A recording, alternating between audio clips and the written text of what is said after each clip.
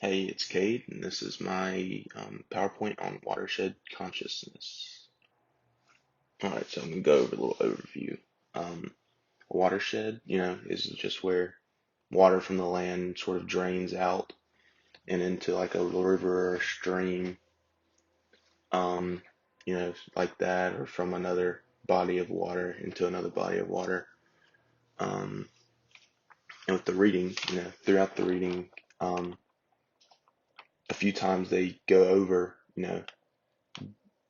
how they sprayed for DDT in a few areas, for to get rid of budworms because they mess up trees and things like that. And how like spraying this DDT ended up causing major problems for rivers and like these watersheds and things like that. Um, and it focuses a lot on the salmon, how it affected salmon, um, things like that. Here's some of the problems that they talked about in the reading that was caused by DDT and other insecticides and pesticides and things like that. Um, there are several problems, caused several animals to die, fish, bugs, birds even. Um, like it killed these insects that salmon would eat. So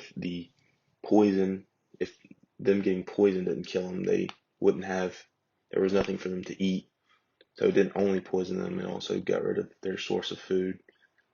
Caused all of these hatched salmon to die. All the salmon that were hatched in that area ended up dying, um, because there wasn't any food in because they were poisoned, same as the adult ones. Um, and since all these animals are dying and it's affecting this environment, the environment of the stream and the area around it was changed drastically. Um, and then, some of the symptoms of this DDT, like from these animals getting poisoned for these salmon, was erratic swimming. They were gasping at the surface. It caused them to have tremors and spasms, and it weakened them.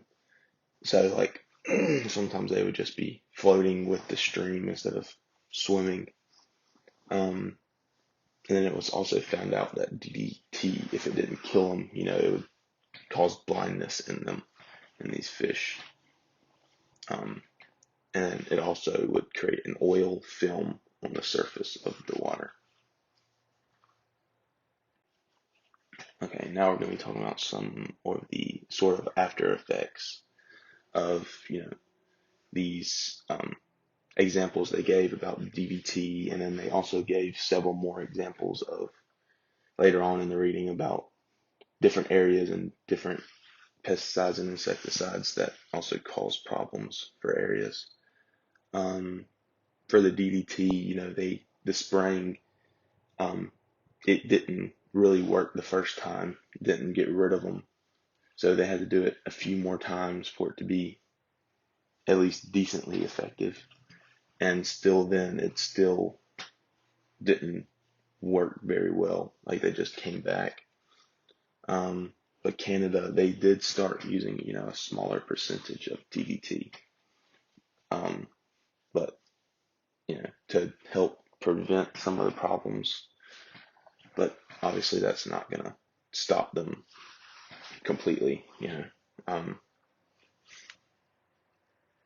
and I don't know if they mentioned this in the reading. I think they mentioned it a little bit. But since salmon, when they lay their eggs, and they hatch, those hatch salmon, when they become adults and then they're coming to lay their eggs, they'll go to the same spot, the same stream or river, and they'll lay their eggs there, and the cycle just continues. But if these salmon are dying when they hatch, then there's not going to be any salmon to come and lay their eggs. So that's going to affect the salmon population, like beyond, like for generations. And cause gaps or just cause completely no more salmon to be in that area. Um, but then you also problems with water and fish, it affects more than just the environment around that stream.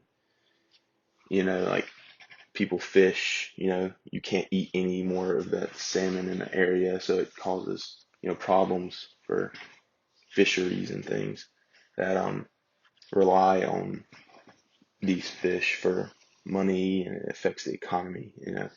Fishing, things like that affects a lot more than just the environment. It affects much more broader things too. Um, and finally, just like when the ecosystem of rivers and bodies of water get messed up or have major problems like this, it heavily affects a lot of things, like causes a lot of major problems, not only in the environment, but just outside things too that are hard to fix a lot of the times. I think that's it.